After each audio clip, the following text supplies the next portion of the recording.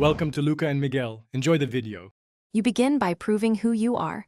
Open the account sign-in page and enter your email or username. Once done, choose the secure path. Use your phone or authenticator app when prompted.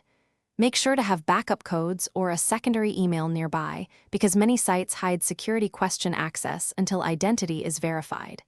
You'll see why. It prevents unauthorized viewing. If you can't complete verification, pause and gather the listed recovery items before proceeding. Once verified, go to Account Settings and open the Security or Privacy section.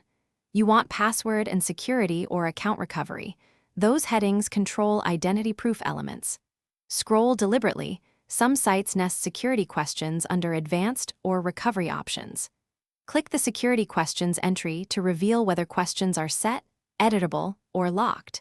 You'll learn whether you can view answers or only reset them. This distinction matters for both convenience and security when managing account recovery.